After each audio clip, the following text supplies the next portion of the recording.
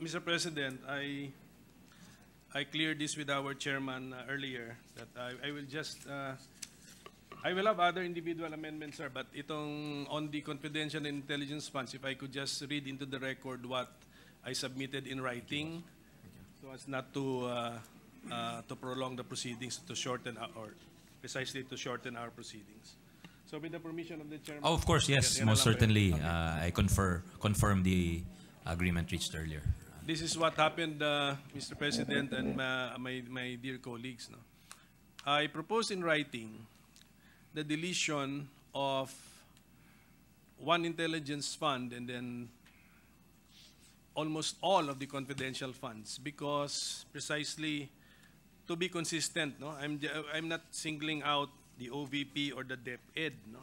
Just to be consistent because of the definitions of the confidential fund and intelligence fund, confidential expenses which can be charged to the confidential fund, and intelligence expenses which can be charged to the intelligence fund under existing law. And to my mind, I cannot justify, given the definition, that the following should be getting intelligence fund and confidential funds. Number one, the intelligence fund of the Office of the President in the amount of 2.25 billion pesos.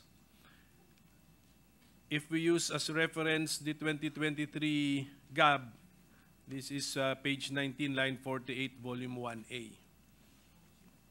I will no longer mention the GAB reference, Mr. President.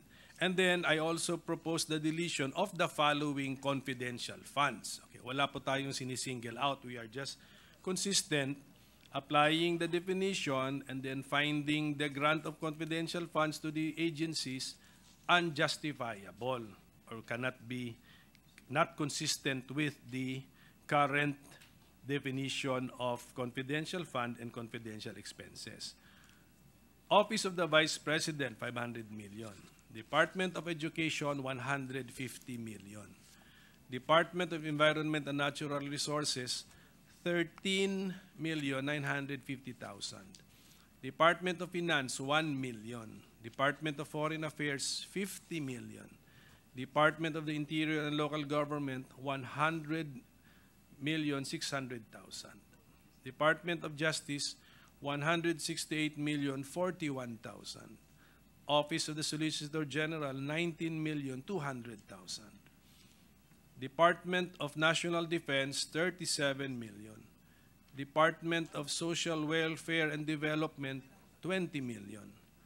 Maritime Industry Authority, 600,000. Anti-Money Laundering Council, 10 million. Energy Regulatory Commission, 15 million. Games and Amusement Board, 4 million. National Intelligence Coordinating Agency, 1 million. This is a confidential fund because it already has an intelligence fund. Same with the D&D I mentioned earlier. National Security Council, 90 million. Meron na rin kasi po itong intelligence fund. Office of the Presidential Advisor on Peace, Reconciliation, and Unity, 60 million. Philippine Drug Enforcement Agency, 380 million.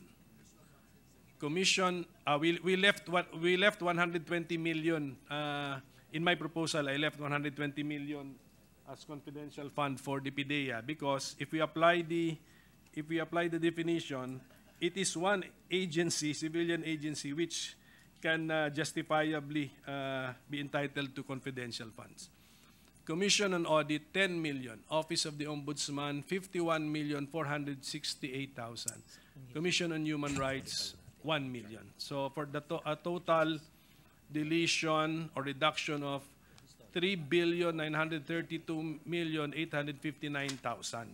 And then in my written amendments, I mentioned some agencies which could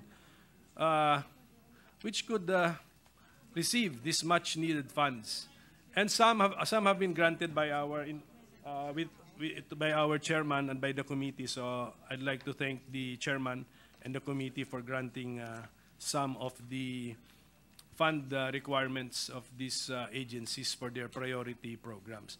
But at any rate, siguro we should not demand a one-to-one correspondence between reduction and augmentation, because what we reduce, which we will not use to augment funds, can be used to reduce the budget deficit. So that would be the result, Mr. President and my dear colleagues, if we had deleted or reduced these unjustified confidential funds. But at any rate, the reduction in the amount of 3.9 billion has not been accepted, but as mentioned earlier in the motion, which is tantamount to a report by our chairman, there are in fact reduction in the some of the grant of confidential funds. Okay, around 152 million, Mr. President. So now to go to my individual amendment, Mr. President, which does not concern amounts, Mr. President, but on ano ba to? General provision ba to? General provision. On the general provision on intelligence funds, my proposal, my amendment has the following objective: that we do not allow the use of savings to augment intelligence fund. That this would be now the objective of the following amendment, Mr. President. Ano to? Hindi ko na masabi anong page to. Sabihin ko lang sa section. Okay. Section 77 on intelligence funds, general provision, on general provisions. The first paragraph,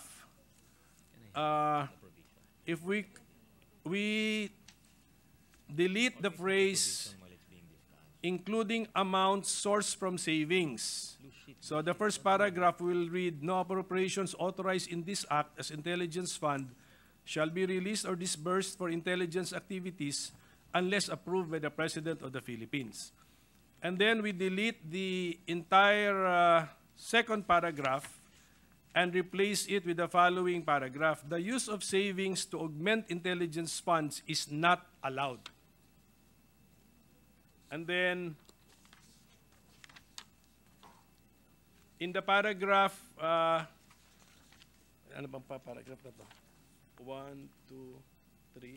In the fourth paragraph of the said provision, we insert the phrase "and both houses of Congress" after the phrase "President of the Philippines," so that the paragraph will read, agencies utilizing intelligence funds shall submit to the President of the Philippines and both houses of Congress a quarterly report on the accomplishments in the use of the said funds. So maybe, Mr. President, Mr. Chairman, siguro tanggalin na muna natin yung last ko na mention, yung both houses of Congress, because it captures a separate subject matter. So doon na muna po tayo sa main motion ko po, main proposed amendments ko is na the use of savings to augment intelligence funds is not allowed. Thank you, Mr. President. Unfortunately, we cannot accept that proposed amendment, which is limiting the power of the President to augment or realign savings to a specific item in the budget. I've been alerted to the case of Gonzales versus Macaraig in 1990, where the Supreme Court said Congress, although it may impose conditions on restrictions as part of its inherent power of appropriations, the restriction must exhibit a connection with money items in a budgetary sense and should not be a general law measure that is a proper subject of separate legislation. So I regret to say we cannot accept, Mr. President. Hindi ko pa makita.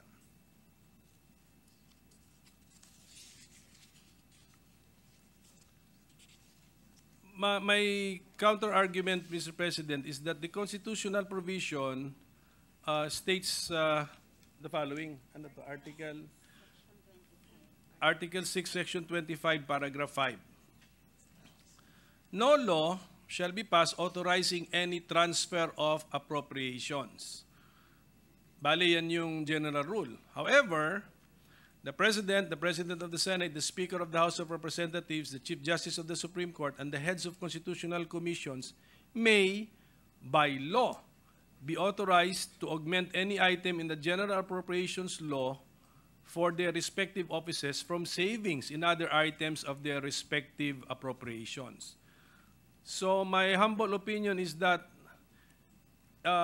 we need to grant this power by law.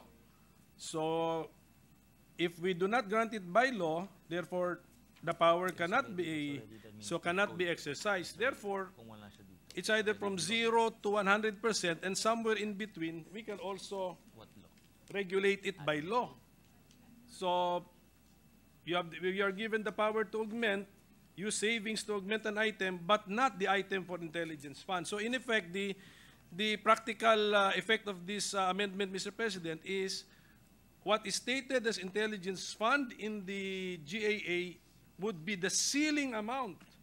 Klarong-klaro, nakalantad, ceiling na po yan for intelligence funds. That is, that's the net effect, Mr. President. We understand the argument made by the distinguished minority leader, whose legal knowledge and skill is unquestioned, being a bar top-notcher, Mr. President.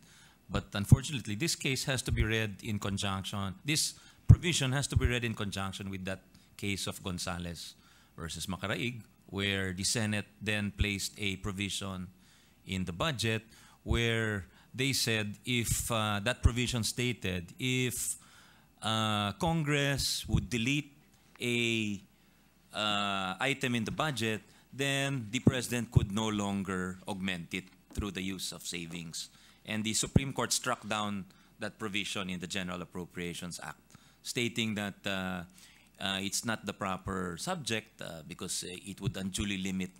It would be a subject of a particular law and not just contained in the GAA, Your Honor. And as to the secondly, there is already a law which authorizes the use of savings. That's the Revised Administrative Code, which reenacted the provision in the former Presidential Decree 1177 that allows the President to augment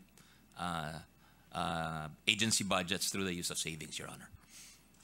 Okay, but so irrespective of what we put here, there is already existing a law. Yun ang sinasabi po natin. Yes. But, Mr. President. So just to be clarified, so that I can also calmly accept the position of the chairman. But is it the position of the chairman that we can amend the said substantive provision in the Revised Administrative Code? Yes, I think so, because then we would be compliant with the Supreme Court decision, Your Honor. So okay, so you know, ang problem kasi is the GAA is also a law.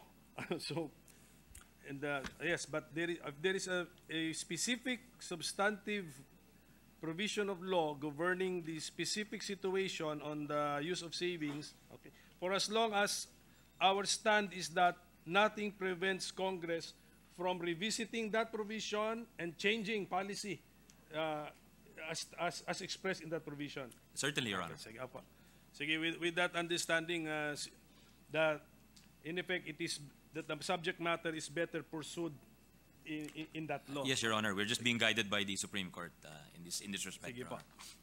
Then I'll go to my other amendment concerning the same Section 77, and that is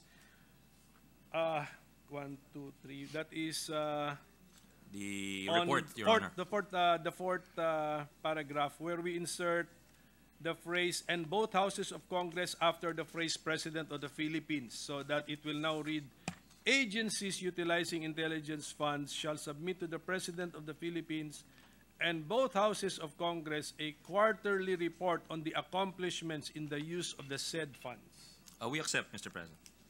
Thank you, Mr. President. Mr.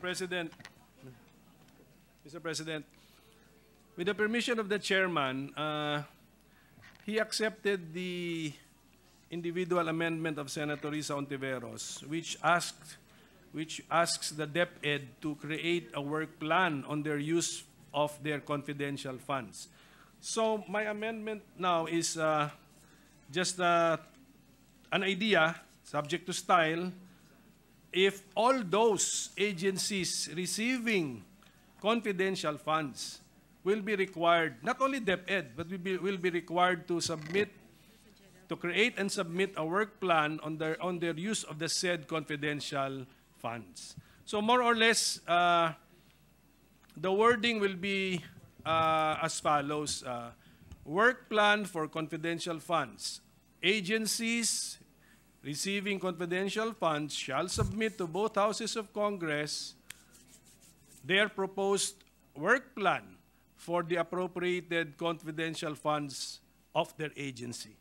Or words to that effect. We accept subject to style and with the proviso that it will be in the general provision, so it will be of general applicability. Yes, we accept, Mr. President. Yes. Okay, so everybody, all agencies, ano na apektado? Okay na? Okay na? Section 78. Ano? Both houses. So, that would be all, Mr. Chairman. Is there any objection? Thank you, Mr. President. Thank you There very being much, none, the amendment is distinguished minority accepted. leader. I was originally going to make just one proposed amendment, but I've broken it up into two parts because of the update in the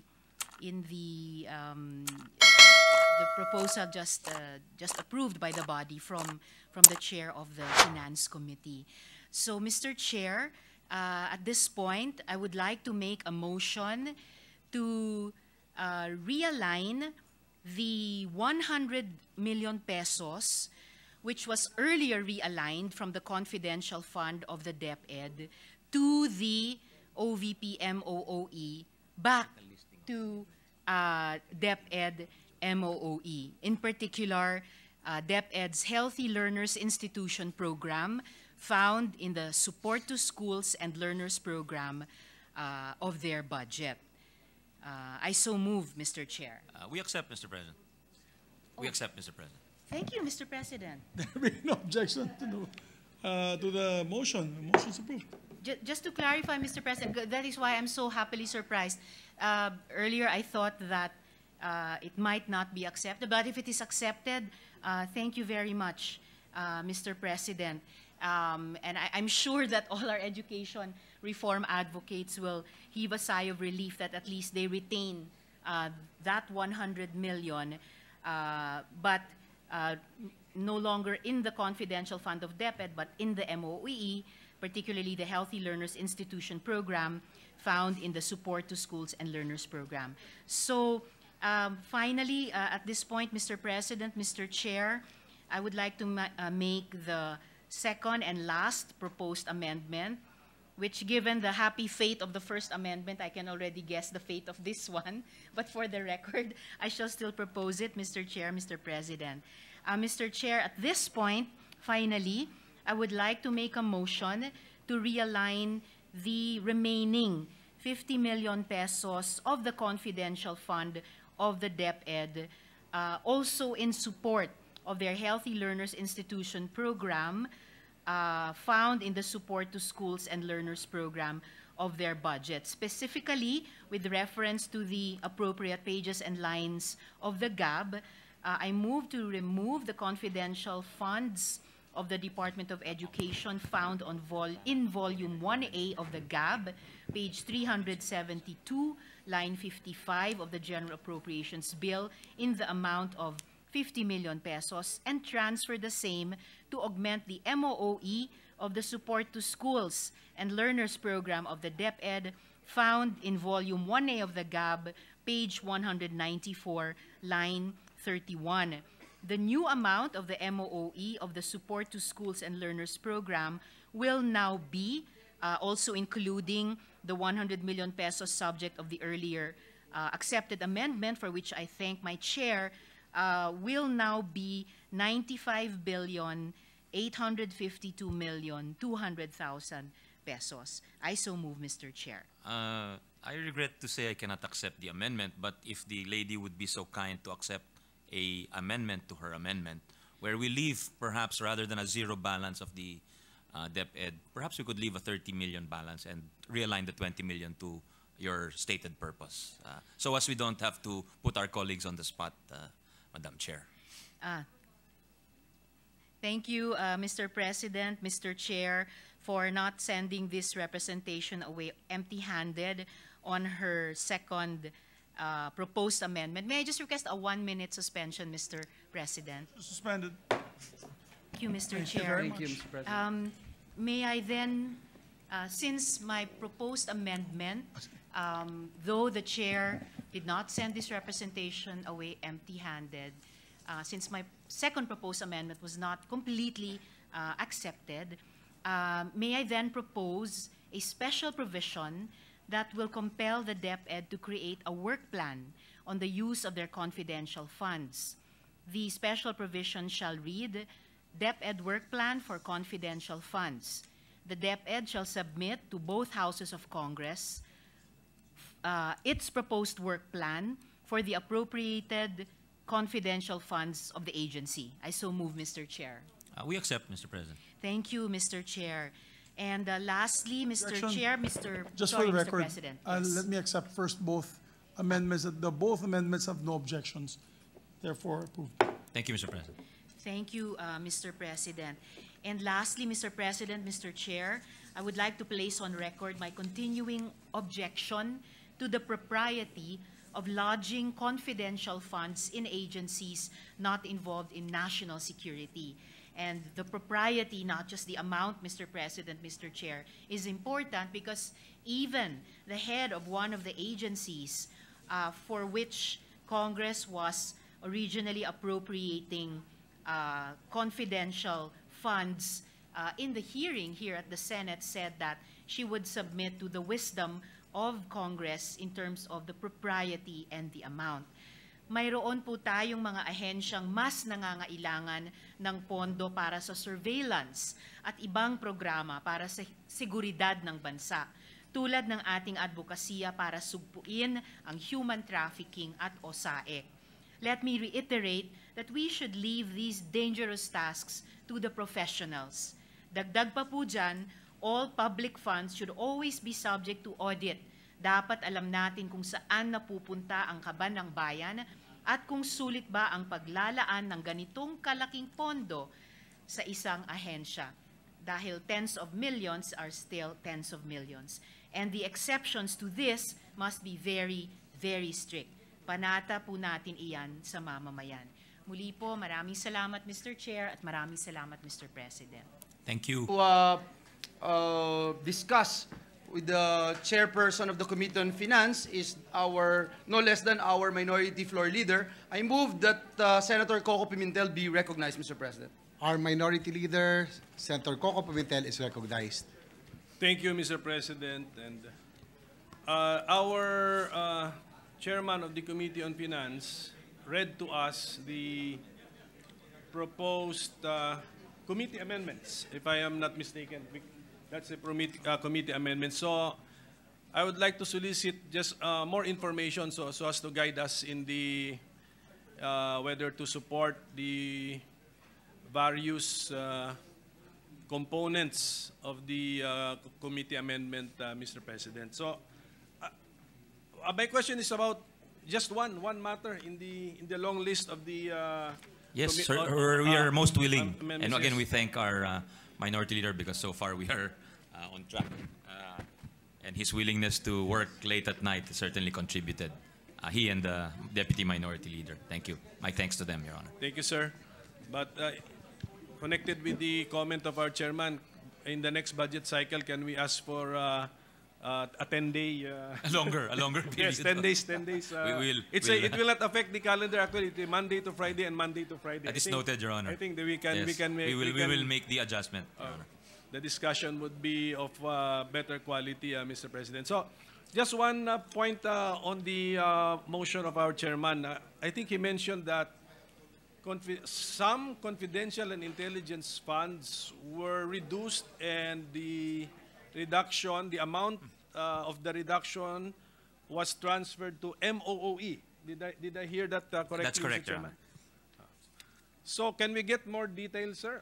Yes, Your Honor. What The- CIF are affected, and by how much is the total, and basically where did the reduction go?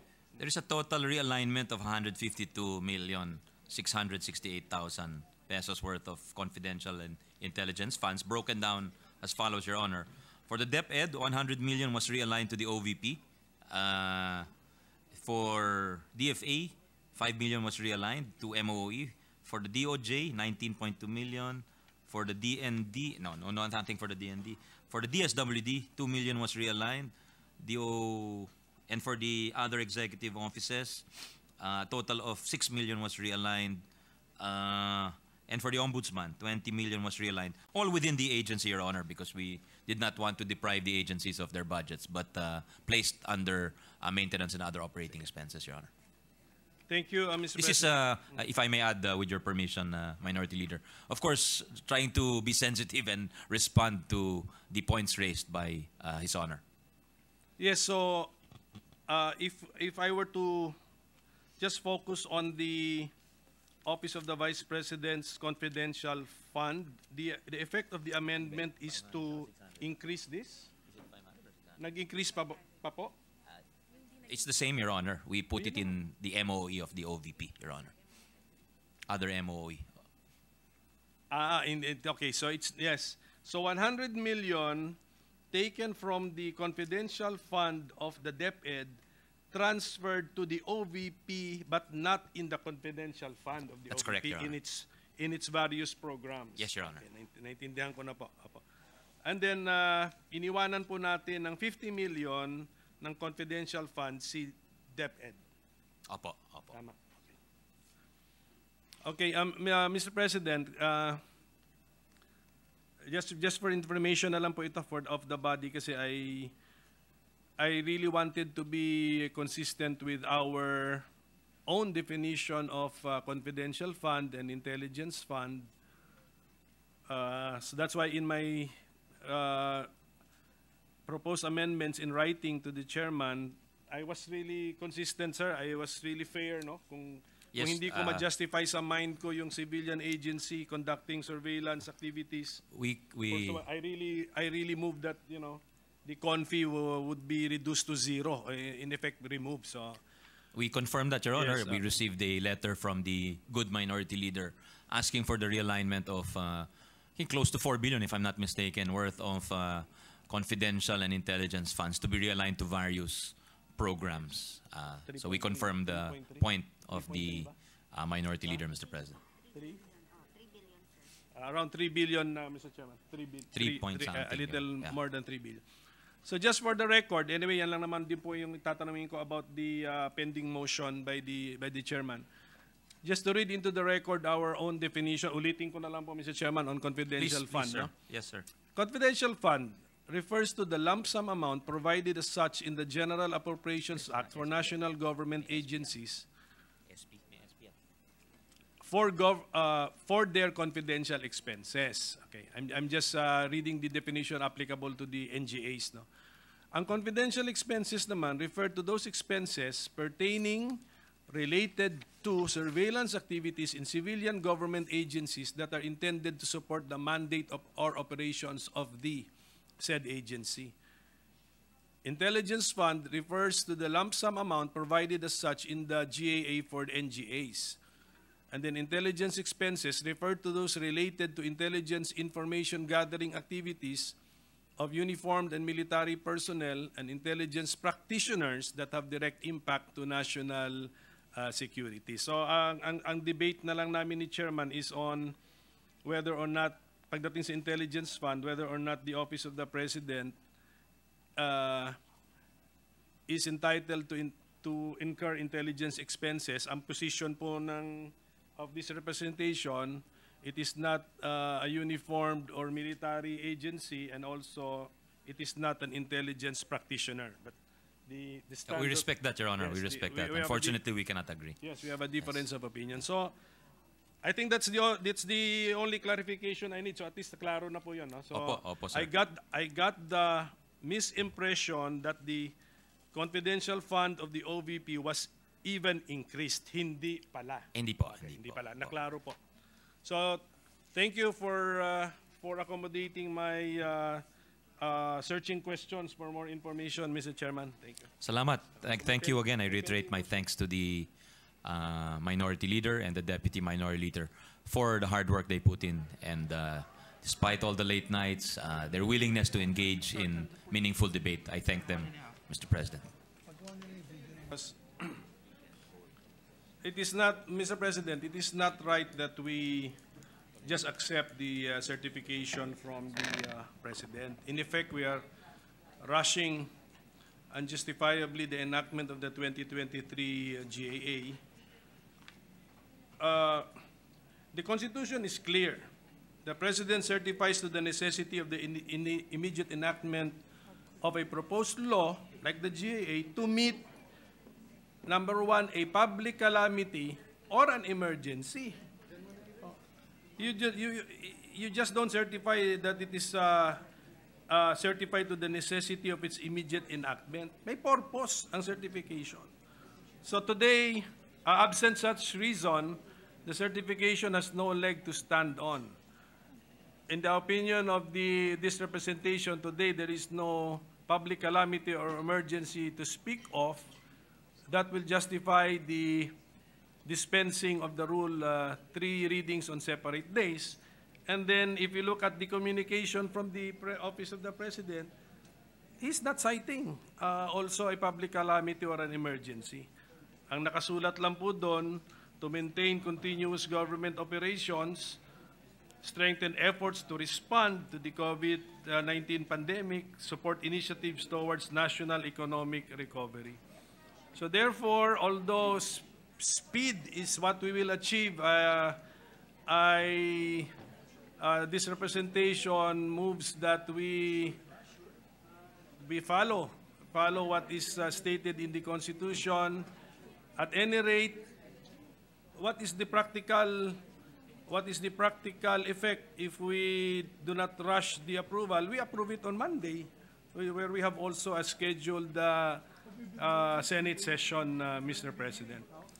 So, the budget law consists of more or less 3,500 pages. So, meron pa tayong motion kanina subject to style, meron pa tayong mga some items that siguro we should be given time to look at the final form of this bill that we are going to approve on third reading, Mr. President. Majority Leader. Well, Mr. President, just to put on record that there is a precedent on this particular matter. Many, Mr. President.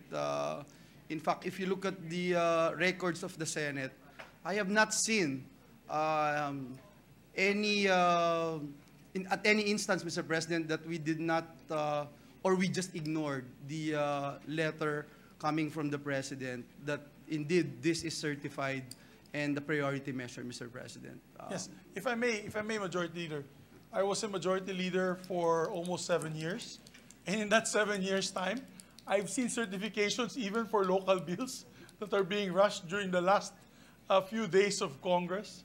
I have seen almost all budget deliberations that have certifications. Almost all had been certified by the President, and we act on it on second and third reading, Your Honors. If you can recall, when you were also the Senate President, Senator Koko, we also rushed 2 budgets under your time, and both of them had certifications from the President. So I think out of precedence, we are not violating any rule or we are violating any tradition.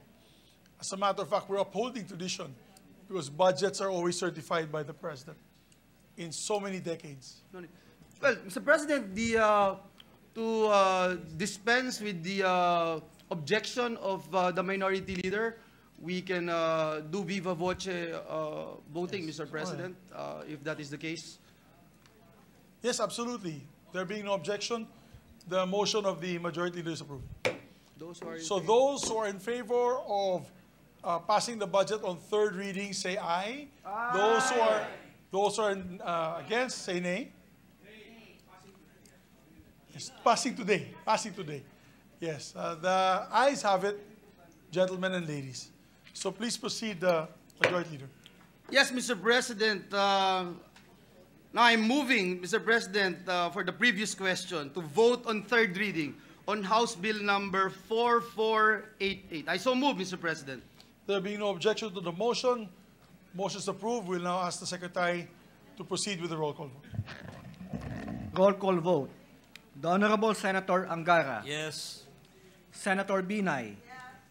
Senator Cayetano Alan. Senator Cayetano Pia. Senator De La Rosa. Senator Ejercito. Senator Escudero. Senator Estrada. Senator Gatchalian. Senator Go. Senator Ontiveros. Senator Lapid. Senator Legarda. Senator Marcos. Senator Padilla. Senator Pimentel. And we'll explain later. Senator Poe. Senator Revilla. Senator Tolentino. Senator Tulfo.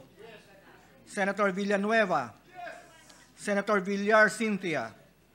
Senator Villar Mark. The Senate President. Yes.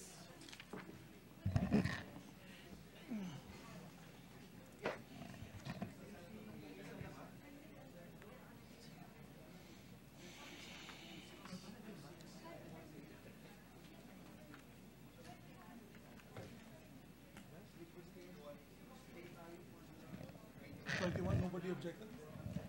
There are 21 affirmative votes and no negative votes and no abstentions. Congratulations to the chairman and to the Thank you. Thank you very much, Committee on Finance. Mr. President. To our colleagues, a very big word of gratitude to all of you for that we're on schedule, and we hope to have a new budget on time under the new administration. Salamat to your leadership, Mr. President, to the majority leader, to the pro tempore. Thank you for paving the way to our vice chairpersons and all the members of the Senate. Thank you, Mr. President. Thank you very much. And hopefully that will be the end of all the envelopes and folders that are delivered here to the Senate. And the good gentleman from Davao, Senator Bato de la Rosa, will heave a sigh of relief. Okay, we'd like Mr. to recognize President. our minority leader. Yes, Mr. President, the minority leader is asking the majority leader if we could have 1 minute suspension to congratulate the chair. Session suspended. Thank you. I failed to mention the name of the bill.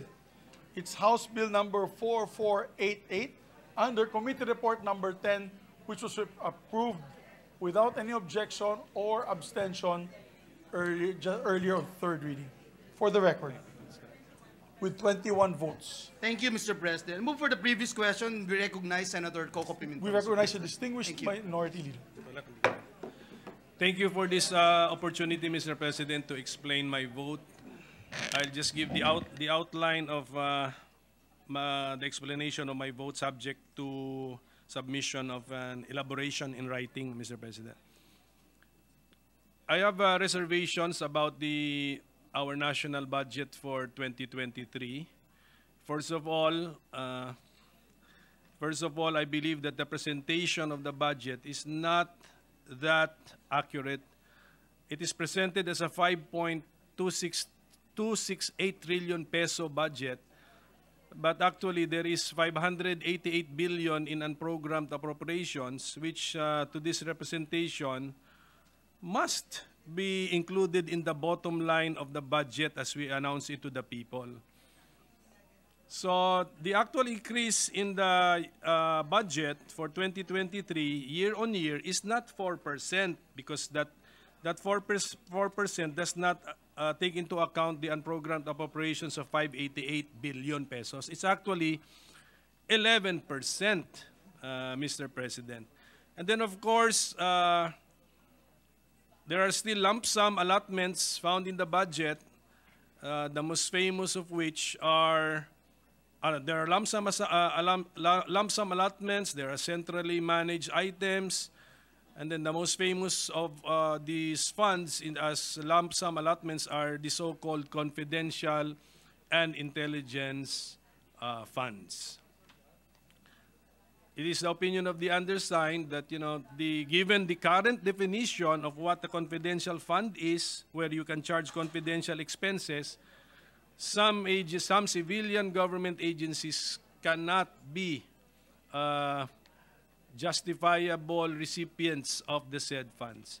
However, the 2023 budget has positive features, Mr. President. The budget, of course, gives priority to the Department of Agriculture. 44% ang increase po dyan. And of course, the DA's budget was strongly supported by our subcommittee chairwoman on the Department of Agriculture. And of course, the budget observes the constitutional priority given to education, the education sector, and social services, na kailangan po ng ating mga kababayan ngayon. Binombahan din po yan ng ating 2023 budget. Tama po yun kasi mahirap ang lagay po ng ating mga kababayan ngayon. Kailangan ng kung ano man maitulong ng gobyerno para makatawid. No? Makatawid, sabi ko nga, sa ngayon, papunta sa bukas. So from today to tomorrow. And of course, our health sector is also being supported. And ito pa ang magandang feature po rito. For the very first time, we will now have the budget for the Department of Migrant Workers para po sa ating mga OFWs. And our transportation system will hopefully be also helped by the budget because of the unprecedented show of support, pouring of funds to the Department of Transportation. And at least this 2023 budget also attempts to help our local government units. Meron po ako nakita maraming mga programa doon na makakatulong po sa ating mga local government units. At any rate, this is the first budget of the Marcos administration, so the attitude should be to give the benefit of the doubt. Give it the chance to give the Marcos administration the chance to execute its very first whole year budget. Gaya po ng sinabi ko nung umpisa when we self-identified with the minority, the minority is here for constructive cooperation, not obstruction. And then, Mr. President, another good feature of the budget for 2023 would be because the chairman accepted this representation's amendments. We will help the Bureau of Fire Protection to purchase fire trucks, which are much needed. We also showed our full support to the NBI. We gave the Philippine Creatives Industries now their first ever budget under the DTI. And we provided for the clamor of the retired employees of IBC for their much delayed and long-awaited retirement benefits. And we also provided for a subsidy for the Philippine Postal Corporation to reimburse them for their franking privilege expenses. But I'd like to point out that ito pong tatlong bagay din na yung public health emergency benefits and allowances for healthcare and non-healthcare workers, social pension for senior citizens, and the reimbursement to PhilPost, our postal system, have been lodged in the unprogrammed appropriation. So I hope that this will not be illusory. I hope that these three very important items in the 2023 budget will really be funded by the administration. So we will now, after the approval of the budget, Mr. President, we will now have to oversee, monitor how the budget is executed. So masasabi ko na lang po sa mga national government agencies, see you next year in the next budget cycle.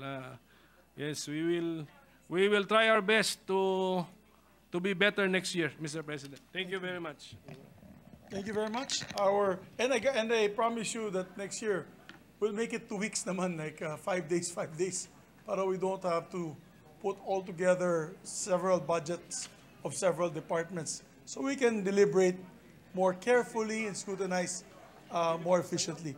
Our Deputy Yeah, Minority Mr. Floor President, Leader- let me put on record that after your statement, the Senate staff are actually clapping their hands, Mr. Happy, President. they're very happy. And very happy. Move that we recognize our Deputy Minority Leader, Senator Risa Ontiveros. So Our move, Mr. distinguished Deputy Minority Floor Leader, Senator Risa Ontiveros is recognized.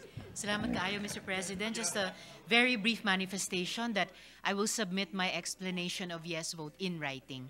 Salamat, Mr. President. Thank you very much. And we appreciate that the minority, both Senator Risa Ontiveros and Senator Koko Pimentel, voted in the affirmative, giving this budget the benefit of the doubt.